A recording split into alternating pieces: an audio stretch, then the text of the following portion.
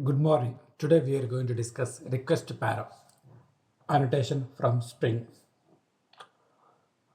Before that, if you look at sample example like accessing a google.com, sometimes you see query strings means some parameters with question mark and symbol, which means in this example if you look at google.com question mark name equal to John, age equal to 30. Name and age are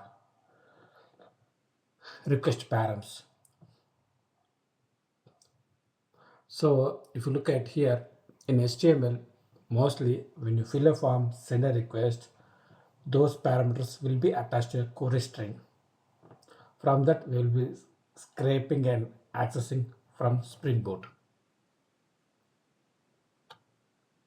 The structure here is that it's a query string and it has a key value pair, means a key will have a value,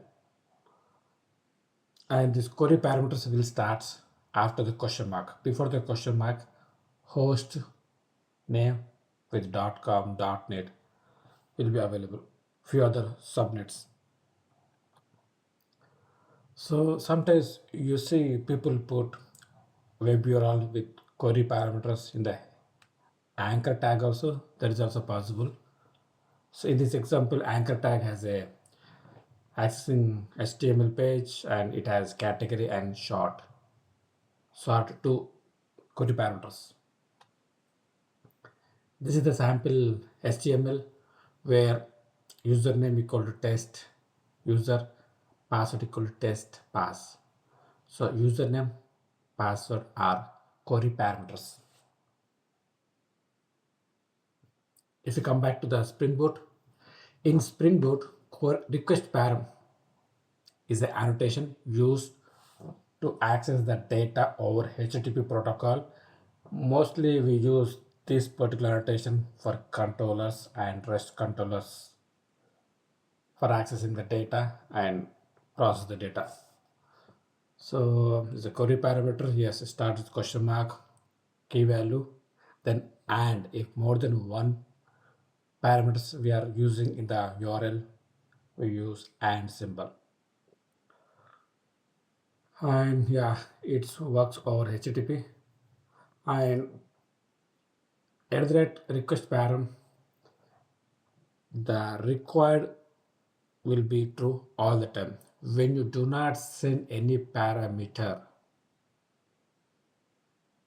then we're gonna get request param exception. That we'll see in the code. So this is the example. So there is a controller I have defined and get mapping. Greet is a URL, and in that name equal to name, required equal to false means if you do not send, it's don't complain. If you do not send the name value, it will default to guest. Same for the message. If you do not send message, it will default to hello.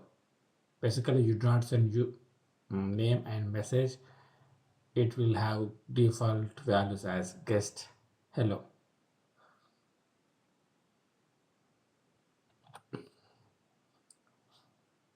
So let's implement this in the code and check the output. Let's create a project.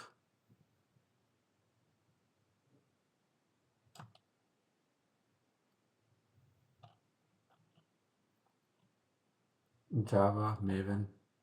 I'm using JDK23 var file. Should be web for REST controllers and controllers.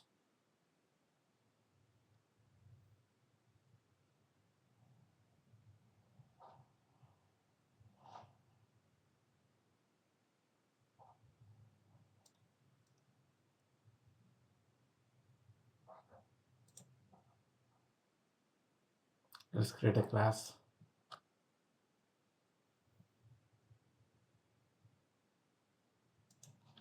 So this should be the REST controller, and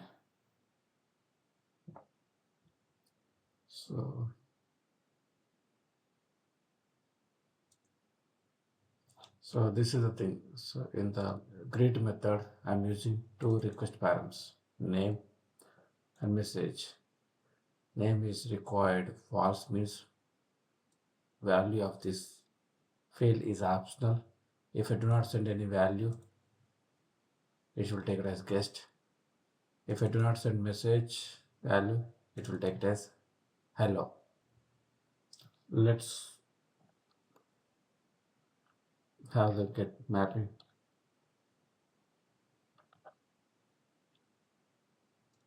Let's run the application.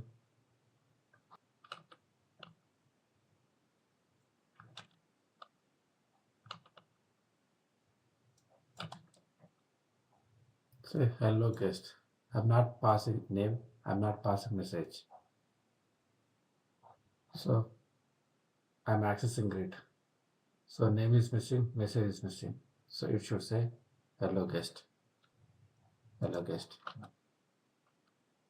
So let's pass name equal to John.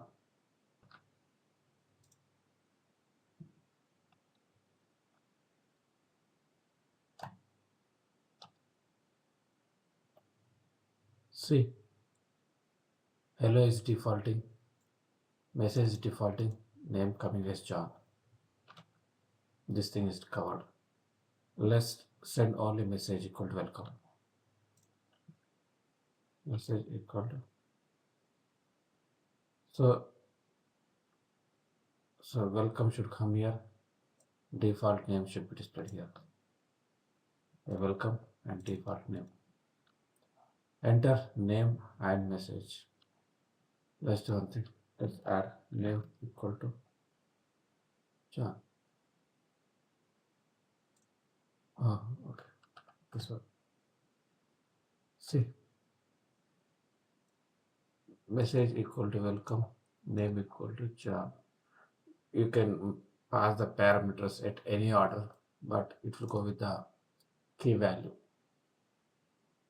So this is how we should implement request param. So let's remove the default value here. So by default required should be true. Okay. So restart this guy. If you put required equal to true, or you don't put, both are same. So if you do not pass this value, it should say an exception. If you do not send the value this one, by default this value will be taken. So I just enter name, I do not enter message.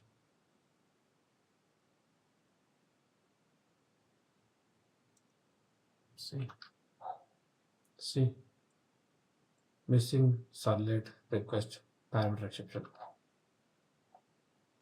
I'll say it message equal to hi.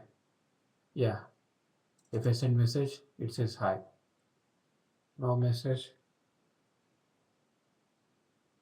exception 400. This is how we should use request param.